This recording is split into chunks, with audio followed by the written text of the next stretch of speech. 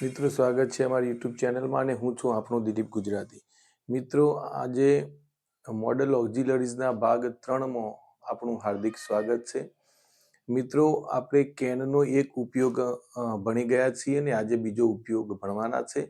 પ્રથમ ઉપયોગ હતો કે શક્તિ, સામર્થ્ય અને યોગ્યતા દર્શાવવા માટે કયા પ્રકારનો વાક્યો આવે એ આપણે મિત્રો સમજ્યા. હવે કેનનો બીજો ઉપયોગ છે મિત્રો વિનંતી કે પરવાનગી દર્શાવવા.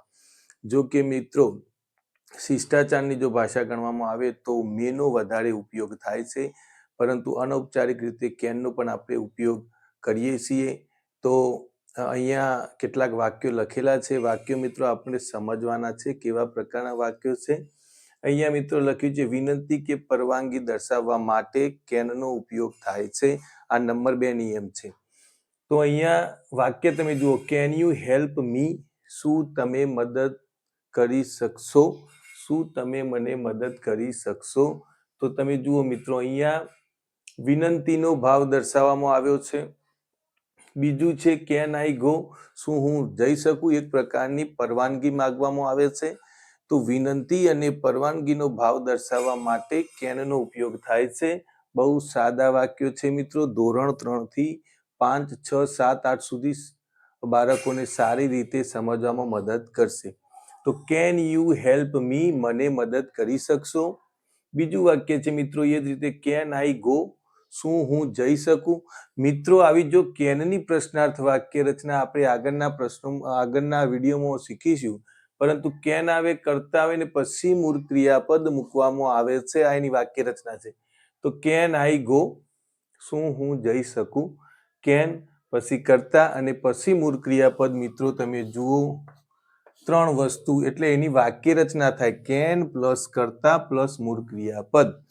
તો આ પ્રકારે પરવાનગી દર્શાવવા, વિનંતી દર્શાવવા જ્યારે પ્રશ્નાર્થ વાક્ય બને છે ત્યારે આવી વાક્ય રચના બને છે, કેન પછી કરતા અને પછી મૂળ ક્રિયાપદ. તો આ પ્રકારે પરવાનગી અને વિનંતી દર્શાવવા તેનો ઉપયોગ થાય છે. You can go outside? તમે બહાર જઈ શકો. તો એ વાક્યમાં પણ વિધાન વાક્ય છે મિત્રો. અહીંયા એના પછી આપ્યું છે can I seat here? Can I seat here? શું હું અહીંયા બેસી શકું? પરવાનગી દર્શાવી છે. વિનંતી પણ દર્શાવવા માટે એનો ઉપયોગ થાય છે. તો શું હું અહીંયા બેસી શકું? એ મિત્રો એક પરવાનગી માંગવામાં આવી છે. ઘણી વખત એક આપણે વાક્ય બોલીએ છીએ, મે આઈ કમ ઇન સર? જો કે શિષ્ટ ભાષામાં મે જ વપરાય છે, પરંતુ કેન આઈ કમ સર એ આપણે બોલી શકીએ, પણ એ અનૌપચારિક રીતે આપણે બોલી શકીએ. એના પછી લખ્યું છે મિત્રો, can I take your pen? તમારી પેન હું લઈ શકું? અહીંયા પણ મિત્રો પરવાનગી દર્શાવવામાં આવી છે. તો વિનંતી અને પરવાનગીનો જો ભાવ આવતો હોય ત્યાં કેનનો ઉપયોગ થાય છે. આ ઘણા સાદા વાક્યો આપણે મૂક્યા છે. આ સિવાય પણ તમે વાક્ય મૂકી શકો. અહીંયા લખ્યું છે યુ કેન ગો આઉટસાઇડ. તો એમાં વાક્ય વિધાન વાક્ય છે, પરંતુ એક વિનંતી દર્શાવી છે કે તમે બહાર જઈ શકો. પ્રેમથી કહેવામાં આવ્યું છે, એક વિનંતીનો ભાવ છે, એટલે આપણે આ પ્રકારનું વાક્ય લખ્યું છે, યુ કેન ગો આઉટસાઇડ. બરાબર છે. તો સામેનો વ્યક્તિ બીજી વ્યક્તિને પ્રેમથી વિનંતીથી બહાર નીકળવાનું કહે છે ત્યારે આપણે આ વાક્ય લખી શકીએ છીએ. એટલે વિનંતી અને પરવાનગી દર્શાવવા માટે કેનનો ઉપયોગ થાય છે. તો મિત્રો, વિડીયોને પોઝ કરી આ વાક્યો બધા જ લખી લેજો. આ કેનનો સાદો ઉપયોગ છે અને ધોરણ 3, 4, 5 માટે તો ખૂબ જ ઉપયોગી છે.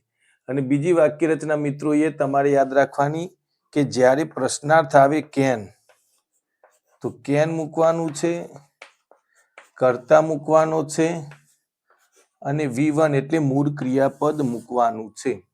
તો આ પ્રકારે પ્રશ્નાર્થ વાક્ય રચના થશે અને છેલ્લે પ્રશ્નાર્થ વાક્ય આવશે. તો આ પ્રકારે કેનની પ્રશ્નાર્થ વાક્ય પણ જોવા મળે છે. તો કેનની પ્રશ્નાર્થ વાક્ય આપણે આગળ ભણીશું, આગળના વિડીયોમાં ભણીશું. તો આ હતા મિત્રો કેનના બેઝિક 2 ઉપયોગો, જે ધોરણ 3, 4, 5 માટે તો ખૂબ ઉપયોગી છે. તો ખાસ જોજો અને આ પ્રકારના વાક્યો બનાવવાનો પ્રયત્ન કરજો. યાદ એ રાખવાનું છે કે વિનંતી કે પરવાનગીનો ભાવ હોવો જરૂરી છે. તો આપ તમારી નોટબુકમાં લખી લેજો. આ વાક્ય રચના પણ લખજો, જે પ્રશ્નાર્થ વાક્ય રચના છે કેનની. તો એ પ્રકારે તમે કેનનો ઉપયોગ ભણી શકશો. હવે મિત્રો કેનની પ્રશ્નાર્થ વાક્ય રચના પણ આપણે નવા વિડીયોમાં લઈને આવીશું. ત્યાં સુધી આ વાક્યો લખજો. આ સિવાયના તમારા વાલી પાસે અથવા શિક્ષક પાસે નવા વાક્યો શીખજો અને તેની તૈયારી પણ મિત્રો તમે કરશો.